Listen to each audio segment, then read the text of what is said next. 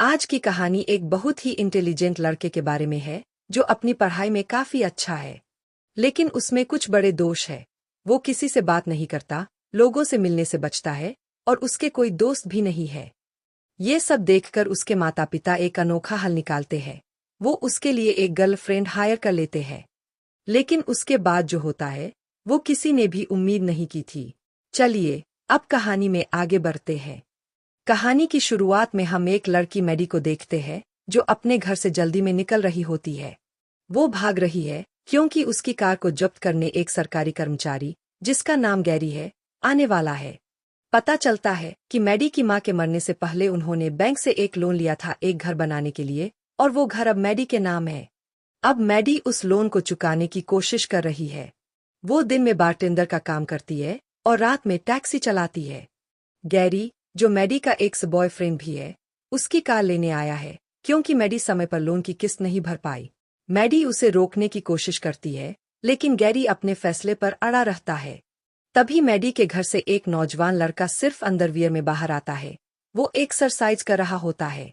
ये देखकर गैरी को जलन होने लगती है। मैडी जल्दी से सिचुएशन को संभालते हुए कहती है, ओह, ये मेरा कजिन है, इटली से आया है। वो लड़का फिर आकर मैडी के करीब होने का नाटक करता है, जिससे गैरी और भी शक करने लगता है। जब गैरी को लगता है कि मैडी उसे बेवकूफ बना रही है, तो वो नाराज होकर उसकी कार लेकर चला जाता है। अपनी कार के बिना मैडी के पास कहीं आने जाने का कोई तरीका नहीं होता, इसलिए वो काम पर रोलर स्केट्स पहनकर जाने का फैसला करती है। बाद में स्केटिंग करते हुए मैडी को अपनी कार सड़क किनारे गैरी के टो ट्रक से बंधी हुई दिखती है। वो जल्दी से अंदर बैठती है और गाड़ी चलाने की कोशिश करती है, लेकिन जल्दबाजी में वो गाड़ी को टो ट्रक से खोलना भूल जाती है। जैसे ही वो तेज चलाने की कोशिश करती है, गाड़ी हिलती भी नहीं। उसी समय गैरी पास की दुकान से बाहर आता है। उसे मैडी की ये हरकत दिख जाती है और वो गाड़ी वापस ले जाता है। मैडी की कार को दोबारा लेने की कोशिश नाकाम हो जाती है। इसके बाद मैडी अपनी दोस्त सारा और उसके पति जिम के पास जाती है और अपनी परेशानी बताती है। वो उन्हें बताती है कि कैसे उसकी कार चली गई और बैंक लोन के कारण वो कितनी परेशान है।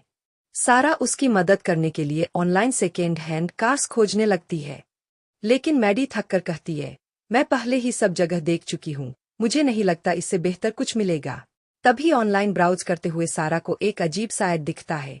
एक अमीर परिवार 20 से 25 साल की किसी लड़की को ढूंढ रहा है जो उनके 19 साल के शर्मीले बेटे की गर्लफ्रेंड बन सके। ऐड में लिखा होता है कि लड़का बहुत इंटेलिजेंट है, लेकिन उसे सोशलाइज करने में परेशानी होती है और उसका कोई दोस्त नहीं है। बदले में वो परिवार उस लड़की को एक नई कार देगा जो लड़के की मदद कर सके, ताकि वो आत्मविश्वास हासिल कर सके। शुरुआत में मैडी हिचकिचाती है। उसे लगता है कि वो शायद उस लड़के से थोड़ी बड़ी है, लेकिन सारा और जिम से बात करने के बाद वो सोचती है कि ये मौका हाथ से नहीं जाने देना चाहिए। फिर हम देखते हैं कि मैडी रोलर स्केट्स पहनकर उस अमीर परिवार के घर पहुंचती है। वो लड़के के माता पिता से मिलती है, जो उसे सारी बात समझाते हैं। हमारा बेटा पर्सी 19 साल का है और बहुत होशियार है, लेकिन वो किसी से बात नहीं करता, बाहर नहीं जाता और लड़कियों से तो बिल्कुल डरता है। उसे स्मोकिंग, पार्टी और आम बातचीत जैसी चीजों से भी डर लगता है। खाली समय में वो सिर्फ अपने फोन पर शॉर्ट वीडियोज देखता है।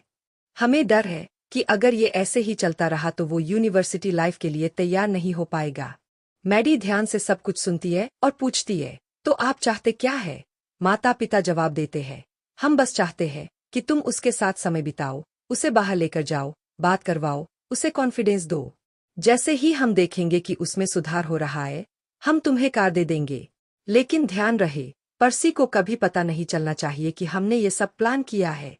तुम्हें उससे नेचुरली मिलना होगा और उससे ये यकीन दिलाना होगा कि सब कुछ असली है।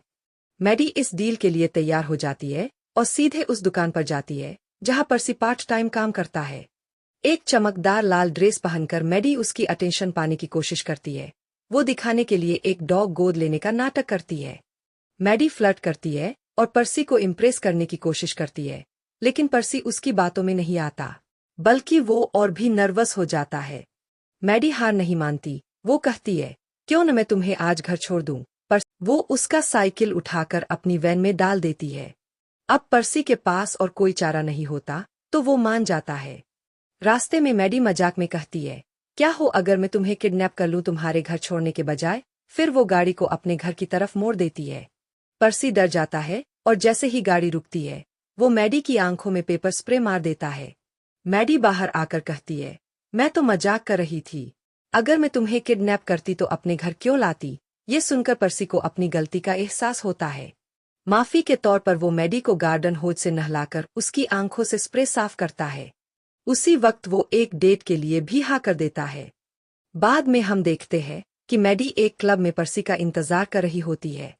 पर्सी वहां आता है, लेकिन जैसे ही वो अंदर आता है सब लोग हंसने लगते हैं क्योंकि उसने फॉर्मल कोट पहना होता है लेकिन पैंट की जगह शॉर्ट्स पहने होते हैं। मैडी मगर उसकी तारीफ करती है और कहती है कि उसका स्टाइल यूनिक है ताकि वो कंफर्टेबल महसूस करे। एक वेट्रेस उनकी टेबल पर आती है। मैडी अपने लिए एक long island ice tea order करती है। पर्सी एक पेप्सी मांगता है, लेकिन मैडी उसका ऑर्डर कैंसिल कर देती है और वेट्रेस से कहती है कि उसके लिए भी लॉन्ग आइलैंड आइस टी ले आए। जैसे ही वो दोनों बातें करने लगते हैं और अपनी ड्रिंक्स सिप कर रहे होते हैं, मैडी का एक्स बॉयफ्रेंड ट्रेविस अचानक वहां आ जाता है और सीन क्रिएट करने लगता है। ट्रेविस पर्सी को अपनी एंगेजमेंट रिंग दिखाता है और मैडी के साथ अपने पुराने रिलेशनशिप के बारे में बातें करने लगता है, यहाँ तक कि वो ये भी बताता है कि कैसे मैडी ने उससे ब्रेकअप किया था। जब ट्रेविस वहां से चला जाता है तो मैडी पर्सी को बीच पर ले जाने का फैसला करती है, लेकिन वो बीच रात 8 बजे के बाद बंद हो जाता है। पर्सी थोड़ा हिचकिचाता है क्योंकि उसे तैरना नहीं आता, लेकिन मैडी उसे हिम्मत देती है। जब पर्सी अपने कपड़े उतारने से मना करता है तो मैडी बिना झिझक अपने कपड़े उतार देती है और सीधे पानी में कूद जाती है। प्रेशर में आकर पर्सी भी अपने कपड़े उतारता है और उसके साथ पानी में शामिल हो जाता है। जब वो दोनों पानी में होते हैं तभी कुछ लोग चुपके से आते हैं, उनके कपड़े चुरा लेते हैं और चलने लगते हैं। ये देखकर मैडी गुस्से में पानी से बाहर निकलती है, उन लोगों को पकड़ती है, उनकी पिटाई करती है और अपने व पर्सी के कपड़े वापस ले आती है। फिर वो वापस पानी में आती है और पर्सी के करीब आने की कोशिश करती है, लेकिन पर्सी असहज महसूस करता है और कहता है, मुझे ये सब करते हुए अजीब लग रहा है, मैं तुम्हें अभी ठीक से जानता भी नहीं हूँ। उसकी इस बात से मैडी चिढ़ जाती है। वो गुस्से में बाहर निकलती है, अपनी कार में बैठती है और जाने की तैयारी करने लगती है। पर्सी कार में बैठने की कोशिश करता है, लेकिन मैडी मना कर देती है। वो उसके कपड़े बाहर फेंक देती है, लेकिन उसका फोन अपने पास रख लेती है, जिससे पर्सी मजबूरी में बिना कपड़ों के कार से चिपक कर लटकता है। इसके बावजूद मैडी कार चला देती है और पर्सी पीछे से लटका रहता है। ये पूरा सीन तब और क्रेजी हो जाता है जब पुलिस उन्हें देख लेती है और पीछा करना शुरू कर देती है। भागने के चक्कर में मैडी तेज और खतरनाक तरीके से ड्राइव करती है और एक ट्रेन के पास से बाल बाल बचती है।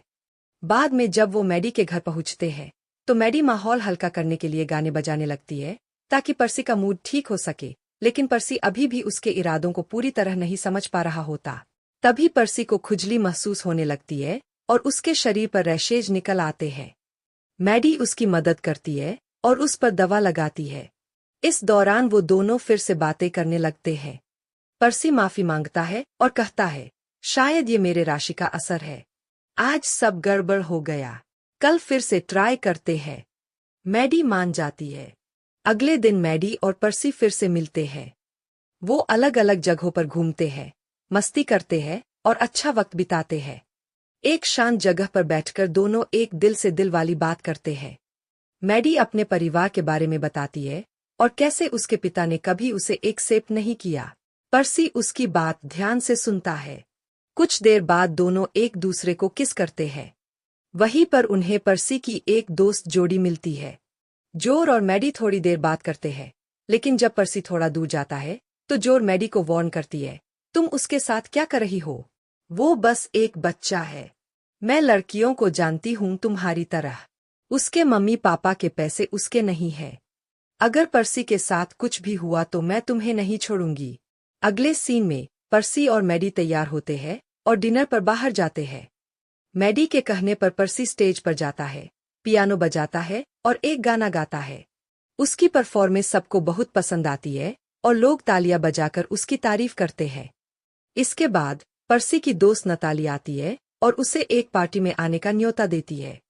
वो कहती है, बहुत मजा आएगा, हम दोनों अब यूनिवर्सिटी जाने वाले हैं। पर्सी एक्साइटेड होकर हाँ कर देता है। नताली के जाने के बाद वो मैडी से कहता है, वो बहुत अच्छी लड़की है, हम साथ में पार्टी में चलेंगे। वैसे मैं अब ड्राइविंग लाइसेंस भी लेने वाला हूँ। फिर मुस्कुराते हुए कहता है, मैं लाइसेंस इसलिए ले रहा हूँ ताकि वीकेंड में खुद ड्राइव करके तुमसे मिलने आ सकूं। उसके चेहरे से साफ दिखता है कि पर्सी मैडी से सच में दिल लगा बैठा है, और मैडी को भी अब ये समझ आने लगा है। डिनर के बाद जब वो रेस्टोरेंट से निकलते हैं तो कार में बैठकर पर्सी शराब पीने लगता है और अचानक मैडी से कहता है, मैं अब पूरी तरह से तुम्हारे लिए रेडी हूँ। मुझे तुमसे प्यार हो गया है और मैं तुम्हारे साथ फिजिकली क्लोज होना चाहता हूँ। मैडी सिचुएशन को संभालते हुए कहती है, तुमने ड्रिंक की हुई है। इस हालत में तुम्हें अपना फर्स्ट टाइम अच्छा नहीं लगेगा। इसे किसी और दिन के लिए बचा कर रखते हैं। लेकिन अंदर ही अंदर मैडी बहुत बुरा महसूस करती है। उसे वो डील याद आती है जो उसने पर्सी के पेरेंट्स के साथ की थी कि वो बस एक एग्रीमेंट के चलते पर्सी के साथ है। पर्सी को इस बारे में कुछ पता नहीं होता और वो सब कुछ बहुत सीरियसली ले रहा होता है। मैडी को अब उसकी फीलिंग्स से खेलना गलत लगने लगता है। अगले दिन पर्सी कॉन्फिडेंस के साथ अपने मम्मी पापा से कहता है, मैं अब ड्राइविंग लाइसेंस लेने जा रहा हूँ। उसके मम्मी पापा बहुत खुश हो जाते हैं। लेकिन फिर पर्सी कहता है, मेरी एक नई गर्लफ्रेंड है, मैडी, और मैं उसके साथ लॉन्ग डिस्टेंस रिलेशनशिप नहीं चाहता, इसलिए मैं यूनिवर्सिटी नहीं जाऊंगा। अब मैं बड़ा हो गया हूँ और अपने डिसीजन खुद ले सकता हूँ। इसके बाद पर्सी अपने डैड की कार लेकर निकल जाता है। जैसे ही वो चला जाता है, उसके मम्मी पापा मैडी को कॉल करके उसे उसकी डील याद दिलाते हैं। वो कहते हैं, डील ये थी कि अगर तुम पर्सी को यूनिवर्सिटी भेजने के लिए मना लोगी तो तुम्हें एक कार मिलेगी। अब तुम कार ले सकती हो, बस ये पक्का करो कि वो यूनिवर्सिटी जाए। लेकिन पर्सी ये पूरी बात कार के स्पीकर सिस्टम के जरिए सुन लेता है। उसे बहुत बुरा लगता है और वो समझ जाता है कि मैडी के इमोशंस शायद सच्चे नहीं थे। पर्सी मैडी को अपने घर बुलाता है और सब कुछ जानने के बावजूद उसे अपने मम्मी पापा से मिलवाता है। डिनर के दौरान वो मैडी की उम्र का मजाक उड़ाता है और फिर गुस्से में टेबल से उठकर चला जाता है। गुस्से में पर्सी अपने एक दोस्त की मदद से कार ले जाता है और उसे एक पेड़ से टकरा देता है। घर वापस आकर पर्सी अपने कमरे में जाता है और मैडी से कहता है कि वो अब उसके साथ फिजिकली क्लोज होना चाहता है। मैडी हाँ कह देती है, लेकिन क्योंकि ये पर्सी का पहला अनुभव होता है, ये ज्यादा देर तक नहीं चलता और उसे सांस चढ़ने लगती है। इसके बाद पर्सी बताता है कि उसके कार पर एक पेड़ गिर गया है। मैडी को तुरंत समझ आ जाता है कि पर्सी को डील के बारे में सब पता चल चुका है। गुस्से और दुख से भरा पर्सी कहता है, मुझे लगा तुम मुझे सच में पसंद करती हो, लेकिन मैं तो बस एक मजाक था तुम्हारे लिए। मैडी कहती है, नहीं पर्सी, तुम गलत समझ रहे हो। मुझे सच में तुमसे लगाव हो गया था। लेकिन पर्सी गुस्से में उसे वहां से जाने के लिए कह देता है। मैडी टूटे दिल के साथ अपने घर वापस लौटती है। उसे पर्सी की फीलिंग्स को हर्ट करने का गिल्ट महसूस होता है। उधर पर्सी फिर से अपनी पुरानी आदतों में लौट आता है, गेम्स खेलना और शॉर्ट वीडियोज देखना। एक दिन मैडी हिम्मत करके दोबारा पर्सी से मिलने जाती है। वो उसका पीछा करती है, उसे मनाने की कोशिश करती है, लेकिन पर्सी अब भी गुस्से में होता है और उसकी बात सुनने से मना कर देता है। पर्सी कार में बैठता है, लेकिन मैडी हार नहीं मानती। वो कार के सामने खड़ी हो जाती है और उसका रास्ता रोक लेती है। जैसे ही पर्सी बीच की तरफ कार चलाता है, मैडी कार से चिपक जाती है और चिल्ला चिल्ला कर कहती है कि रुक जाओ। तभी अचानक कार समंदर में मुड़ जाती है और मैडी पानी में गिर जाती है। पर्सी तुरंत कार रोकता है, बाहर कूदता है और मैडी को पानी से खींचकर किनारे लाता है। आखिरी सीन में पर्सी को दिखाया जाता है कि वो अपनी यूनिवर्सिटी के लिए पैकिंग कर रहा है। वो अपने मम्मी पापा को अलविदा कहता है और बाहर आता है। तभी बाहर उसे सरप्राइज मिल जाता है। मैडी वहां खड़ी होती है, एक शरारती मुस्कान के साथ पूछती है, किसी को टैक्सी चाहिए क्या? दोनों हंस पड़ते हैं और कहानी एक प्यारे, रोमांटिक और मजेदार नोट पर खत्म हो जाती है। अगर आपको ये कहानी पसंद आई हो तो वीडियो को लाइक करें और चैनल को सब्सक्राइब करना न भूलें, ऐसी ही और मजेदार और दिल छू लेने वाली कहानियों के लिए।